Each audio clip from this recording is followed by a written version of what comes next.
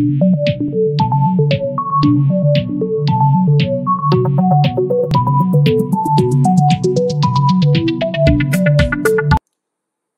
আলাইকুম।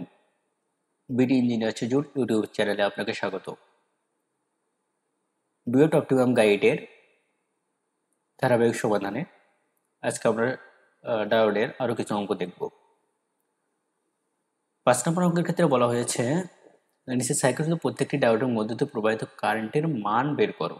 ধরে নাও ডায়োডটা সিলিকন টাইপের। আমাদের এই দুটার ভেতর দিয়ে কারেন্ট বের করতে বলা হয়েছে। আমরা ধরলাম এটার ভিতর দিয়ে প্রবাহিত হচ্ছে ID1 আর এই ডায়োডের ভিতর দিয়ে প্রবাহিত হচ্ছে ID2। যেহেতু আমরা টোটাল কারেন্টটা জানি না, সেহেতু আমরা এটাকে ধরে নিলাম I1 বা I ধরে নিতে পারি। তাহলে আমরা আগে সার্কিটটা ড্র করে নিই, সেই ক্ষেত্রে আমাদের অঙ্ক করতে কিছুটা সুবিধা হবে। 0.5 kilo ohm,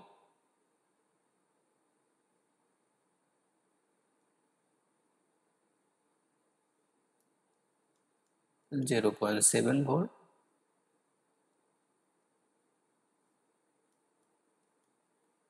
0.7 volt.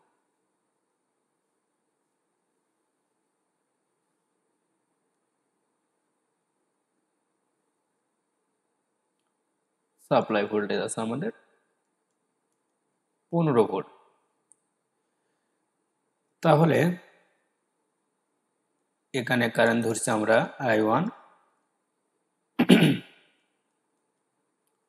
ID1, ID2।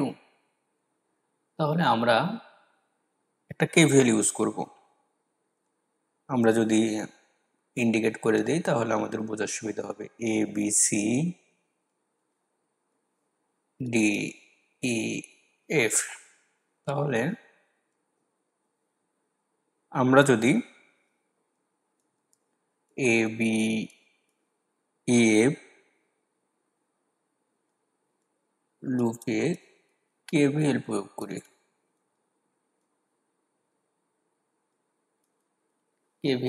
করি,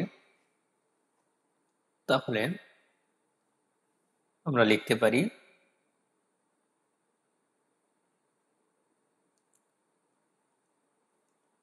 15 মাইনাস I1 গুণন 0.5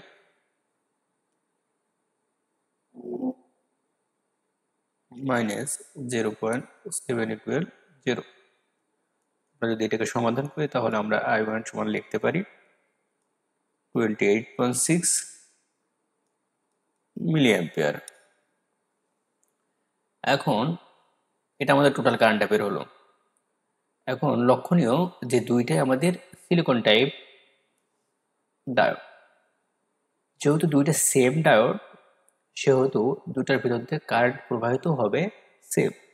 সেহেতু আমরা লিখতে পারি ID1 equal ID2 equal I1 by 2। তাহলে আমরা লিখতে পারি 28.6 divided by 2 equal 14.3 milliampere. এটাই আমাদের অঙ্কের অ্যান্সার। আশা করি আপনারা বুঝতে পেরেছেন। ধন্যবাদ। এখন আমরা শুরু করতে যাচ্ছি 6 নম্বর ম্যাথ।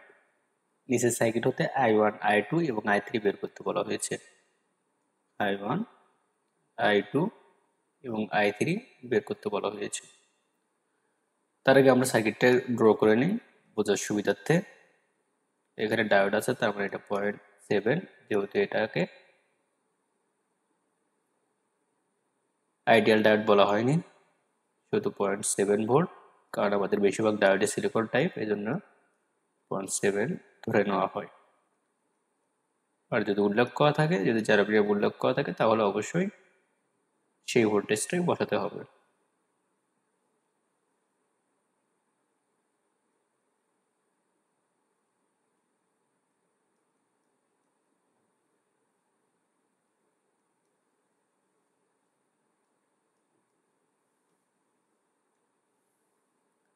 তাহলে এর ভেতর দিয়ে কারেন্ট I1, এর ভেতর দিয়ে কারেন্ট I2, এর ভেতর দিয়ে কারেন্ট আবার I3। তাহলে আমাদের I2 এর মান কত হবে? আমরা যদি লক্ষ্য করি তাহলে এই দুইটা শাখা প্যারালালে আছে। যেহেতু প্যারালালে ভোল্টেজ সমান থাকে সেহেতু এই শাখাতেও ভোল্টেজটা হবে আমাদের 0.7 ভোল্টই। তাহলে এখানে 0.7 ডিভাইডেড 3.3, তাহলে এটা আমরা লিখতে পারি 0.212 মিলি অ্যাম্পিয়ার। অবশ্যই এটা কিলো ওহম, সেটা লক্ষ্য রাখতে হবে। তাহলে 0.212 মিলি অ্যাম্পিয়ার। এখন আমরা যদি আউটার লুপে কেভিএল ইউজ করি, এই আউটার লুপে আমরা এখন কেভিএল ইউজ করব।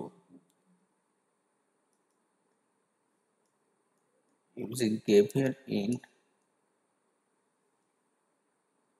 আউটার লুপে যদি আমরা কেভিএল ইউজ করি সেক্ষেত্রে আমরা লিখতে পারি 20 মাইনাস 0.7। লক্ষ্য রাখতে হবে আমরা স্টার্টিং পয়েন্ট না এন্ডিং পয়েন্ট ধরে কেভিএল ইউজ করছি। তাহলে 20 minus 0.7 minus 0.7 minus 5.6 I1 equal 0। তাহলে আমরা যদি সলভ করি, ইকুয়েশন সলভ করি, তাহলে আমাদের I1 এর মান আসে 3.321 মিলি অ্যাম্পিয়ার। এটা আমাদের আসলো I1 এর মান। আমরা যদি I1 এর মান এবং I2 এর মান বের করতে পারি তাহলে I3 এর মান আমরা সহজে বের করতে পারবো, কারণ I3 equal I1 minus I2।